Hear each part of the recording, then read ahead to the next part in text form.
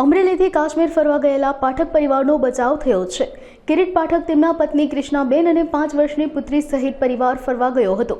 દેશને હચમચાવતી ઘટના સમયે પાઠક પરિવાર પહેલગામમાં હાજર હતો।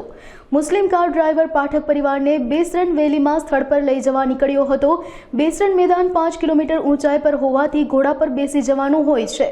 5 વર્ષની પોતાની દીકરી ઘોડા પર બેસવાની ના પાડતા દીકરીની વાત પિતાએ માની જવાનું ટાળ્યું હતું। જો કે તેની થોડીવાર બાદ ત્યાં સેનાએ જવાનો કાદવથી ખડાયેલ કેટલીક મહિલાઓને લઈને નીકળ્યા હતા। આતંકવાદી હુમલો થયો હોવાની ડ્રાઈવરે પરિવારને જાણ કરી અને 5 વર્ષની દીકરીને મુસ્લિમ કાર ડ્રાઈવર પગે લાગ્યો હતો। કિરીટ પાઠક નાયબ મામલતદાર તરીકે સાવરકુંડલામાં ફરજ બજાવે છે।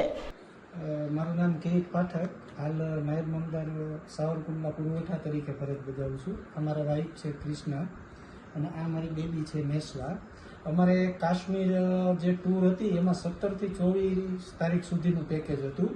એમાં જ્યારે આ બનાવ બન્યો, જ્યારે પહેલગામ જે આ હુમલો થયો મંગળવાર 22 તારીખે, ત્યારે અમે પહેલગામ જ હતા અને 12:30 પોણા કે અમારે ત્યાં ઉપર બાઈસરન જે વેલીમાં જ્યાં બનાવ બન્યો ત્યાં જવાની અમારી ઈચ્છા અને અમારી યોજના હતી।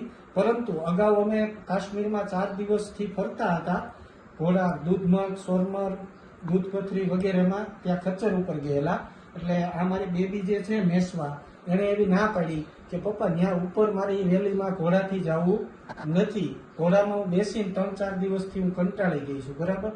એણે ના પાડી એટલે અમે લોકો જમવા જતા રહ્યા અને જમીને આવી અને થોડી વાર પછી અમે જ્યારે બહાર નીકળ્યા, અડધી-પોણી કલાક પછી, ત્યાં અમને ખબર પડી કે ઉપર કંઈક ડિસ્ટર્બન્સ, કોઈક ફાયરિંગની ઘટના બનેલી છે। એટલે જો અમારી બેબીએ ના ન પાડી હોત અને અમે ગયા હોત તો જ્યારે ઘટનાનો સમય હતો એ જ સમયે અમે ત્યાં ઉપર હોત। એટલે ભગવાનની દયાથી અને અમારી દીકરીના આશીર્વાદથી અમે બચી ગયા છીએ। ત્યારબાદ ડ્રાઈવરે એવું કીધું કે ભાઈ આ મેં તમને સાહેબ ઉપર જવાનું કીધું, પરંતુ આ બેબીના રૂપમાં ભગવાને આવી અને આની પાસે ના પડાવી, એટલે આને તમે પગે લાગે લઈ જાઓ આ માતાજીને।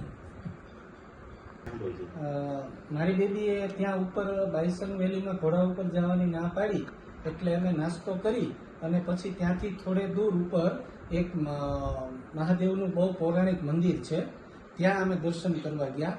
ત્યાં થોડી વાર દર્શન કરી અને બેઠા એટલે અમારો ડ્રાઈવર દોડો આવ્યો અને મને એક સાઈડ લઈ ગયો કે સાહેબ જ્યારે આપણે આવતા હતા, અમે જ્યારે ત્યાં જતા હતા ત્યારે અમે રસ્તામાં જોયું કે આપણા સૈનિકો જે છે CRPF વાળા, એ અમુક લોકોને આખા કાદવ હતા અને અમુક લોકોને પકડી અને રોડ ક્રોસ કરાવતા હતા કે એવું લાગ્યું કે ઈજાગ્રસ્ત થયા છે। એટલે ત્યારે આ ઘટનાની ગંભીરતાનો ખ્યાલ નહોતો કે ભાઈ આવી ઘટના બની છે, એટલે અમને લોકોને એવું લાગ્યું કે કદાચ ખચ્ચર કે ઘોડા ઉપરથી પડી ગયા છે।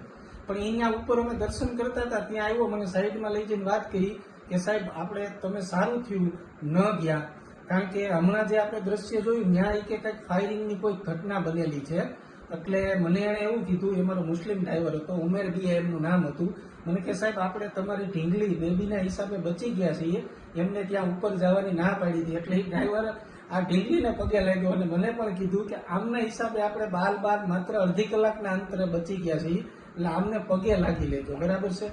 પછી ત્યાંથી અમારી હોટલ 5 કિલોમીટર દૂર હતી, ત્યાં જવા નીકળ્યા એટલે હેલિકોપ્ટરની આવનગમન, બરાબર છે, CRPFની, એમ્બ્યુલન્સની, એટલે અમારી હોટલે જવામાં અમને ખાસો 1.5 કલાક જેવો સમય લાગ્યો। અમારી હોટલ 5 કિલોમીટર હતી, પણ જેવી આ ઘટનાની માહિતી ધીમે ધીમે ડિસ્પ્યુટ થઈ એટલે અમારે હોટલે પહોંચવામાં પણ 1.5 કલાકનો સમય લાગ્યો, કારણ કે બધું એકદમ આર્મી એકદમ આવવા માંડી, ચેકિંગ ચાલુ થઈ ગયું, ઉપરથી હેલિકોપ્ટર, એમ્બ્યુલન્સ, બધો અવાજ જોરદાર, એટલે માહોલ આખો થોડી વારમાં કન્વર્ટ થઈ ગયો 1.5 કલાકમાં।